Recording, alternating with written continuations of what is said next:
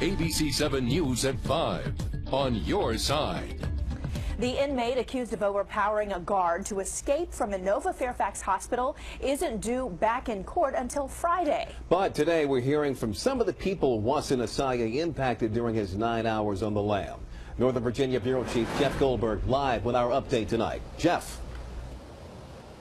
Well, Leon, this is the Annandale home where the owners believe that Wasson Asaya broke in during his manhunt, took some refuge for a little while. You can see this is the area where police dusted for fingerprints. A new lock has been installed by the owners. Thankfully, they were not home at the time. They're actually getting ready to sell the home at the moment.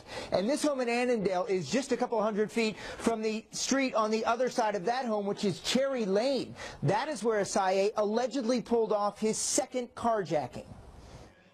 All the activity started yesterday when Bailey, the dog of Francesca Morgan, who did not want to show her face, started acting up. Absolutely insane barking at 8 a.m. Morgan lives on Oak Court in Annandale, next door to the home owned by her son. The house, she says, was ransacked by Wasson Asaya during the 9-hour manhunt. He just completely smashed the door, broke the handles off, got in the house. Morgan, who saw inside the home yesterday, says he opened all the cabinets, took food, and stole clothing, leaving behind the hospital gown he was wearing after fleeing in Fairfax. At about 9:30 a.m., police descended on the home yesterday, but Asaya was already gone.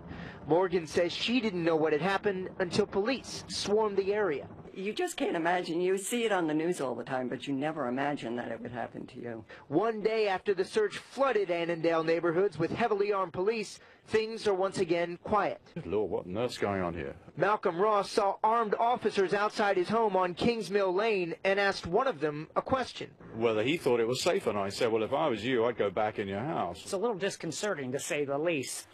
John Spicer was painting a home on Kings Mill when he noticed all the uniforms and ammo. He's glad it ended with no one getting hurt. Well, everybody seemed to be keeping a cool head out there, and glad we can go back to life as normal. No question about that.